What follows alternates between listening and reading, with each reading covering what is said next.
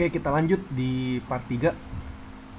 Seperti yang sudah kita ketahui tadi, ketika kita menggunakan analitik, kita tidak perlu menggunakan penggambaran apapun tentang resultan, baik kayak misalnya perhitungan yang ini kita nggak perlu segala macam. Kalau misalnya untuk di analitik kita perlu.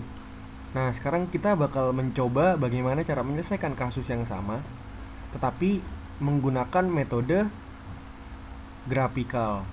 Oke, sebelum kita hapus dulu ya. Nah,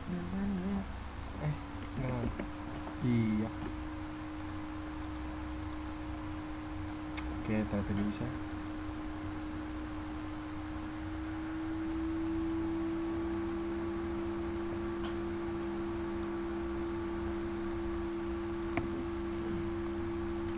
Theta 4 sama dengan 255 derajat, R4 sama dengan 0,3.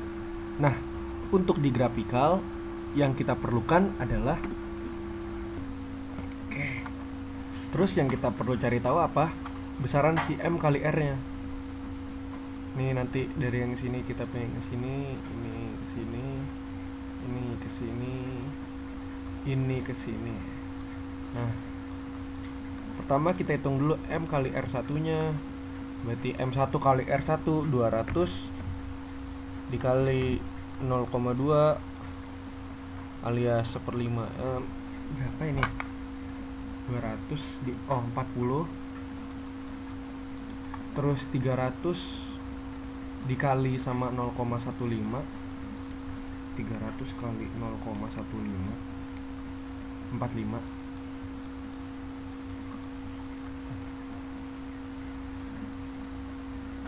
240 dikali 0,25. 240 dibagi 0,25 dikali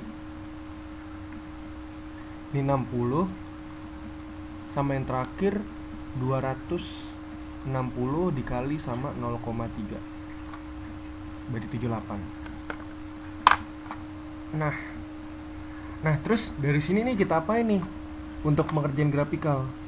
Kalau tadi kita udah buat ininya, sekarang masih hampir sama kayak tadinya. Kalau misalnya sebelumnya itu kayak gambar diagram dynamic force analysis, berarti dari titik 0 dulu.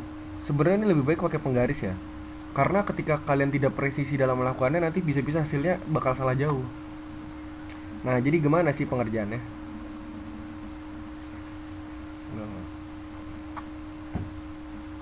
Katakanlah sih emang harus gini. Jadi kan kalau ini 40, 45 itu nanti kita jadiin apa? Nanti kita jadiin panjang dari si masanya tersebut. Jadi misalnya nih, dari pergerakannya tersebut. Yang pertama, ini kan yang 1, ini yang 2, ini yang 3, ini yang 4. Nah, misalnya 1 nih, ini 40. Di theta 0, berarti lurus kan? Katakanlah ke arah kanan. Ini 1. Terus yang 2-nya panjangnya 45, ini 40 ya. Katakanlah kita pakai skala 4 cm kurang lebih ya.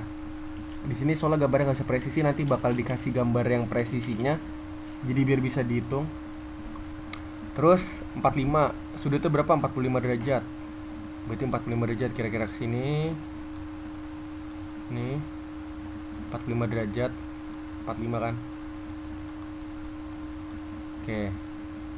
Terus ini berarti yang 2, yang 3. Berarti yang 3 kan 60. Berarti 60 dengan sudut 120. Berarti ini 45 ke sini, 90 ke sini, 120 kira-kira ke sini ya. Ini yang 3. Ini sudutnya 120.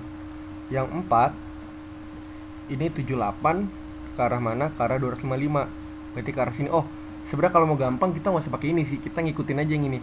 Ini kan tarik garisnya ke kanan. Oke, berarti dari kanan tarik garisnya ke atas. Nih, dapat nih ke sini. Habis itu yang ini ke atas ini. Berarti ini ke atas ini juga kan. Yang ini ke bawah, berarti dari sini tarik ke bawah. Nah. Oke, 4. Nah, berarti untuk nyari si resultannya, resultan si ini kan tadi kan M kali R sama dengan resultan. kita udah tahu R 0,2, tinggal nyari resultannya kan. Nah resultannya apa? Misal di penggaris itu panjang dari sini ke sini. Udah deh, katakanlah misalnya yang ke sini, katakan aja ya, ini permisalan aja. Misalnya ini panjangnya 20 cm, berarti ya 20, berarti 20 kilogram meter. Nah berarti M-nya berapa? Berarti kan M-nya berapa dikali 0,2 yang hasilnya 20 kan, alias 20 dibagi 0,2. M sama dengan 20 dibagi 0,2. Nah 100 kilogram. Nah kayak gitu. Katakanlah ya, ini karena nggak presisi banget kan, karena kita harus mengukur pakai penggaris. Kan ini bisa dipakai ya, tapi kayak nggak bisa. Gitu deh. Jadi ntar dapat masanya 100 kg misalnya. Habis itu, nah untuk nyari sudutnya gimana? Ya udah, tinggal diukur sudut. Saya di sini nih. Berarti sudutnya tuh dari sini ke sini. Ini tetanya. Tinggal diukur aja. Jadi kita enaknya pakai grafikal adalah cepat, terus kita nggak perlu ribet ngitung-ngitung, cuman perlu dapat hitungin perhitungan yang M kali R, diubah ke bebas mau sentimeter, mau meter, mau milimeter, asal presisi ya. Sudutnya dihitung, tinggal ditarik-tarik. Cuman kelemahannya ketika ada kesalahan nanti tuh bakal fatal banget, jadi harus presisi banget, nggak boleh miring seinci sederajat pun kalau misalnya mau dapetin hasil yang maksimal kayak gitu.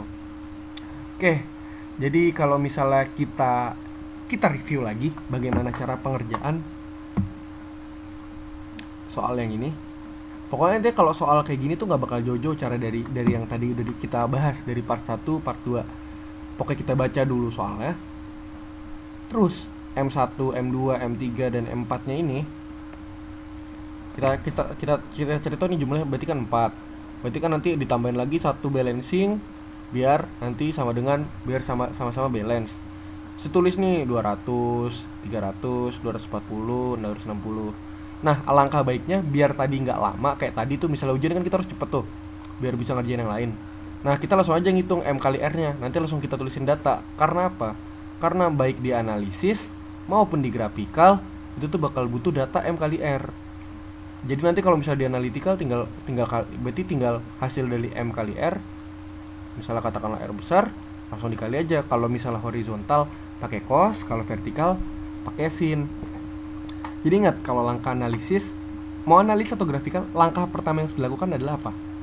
Langkah yang pertama harus dilakukan adalah penulisan yang diketahui, habis itu kaliin M1 kali R1 nya, habis itu gambar yang ini.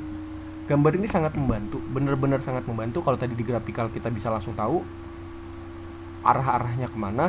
Terus kalau misalnya di analytical kita jadi bisa tahu nih, ini mau kita taruh di mana si beban X ini yang buat menyimbangkan.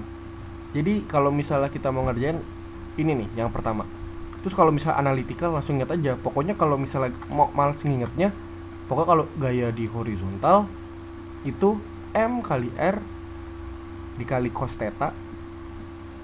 Ingat aja ini, pokoknya ntar M nya ada berapa, berarti ya jumlah M kali R kali cosnya itu ada berapa. Misal M nya ada 6 ya berarti 6. Kalau vertikal sin.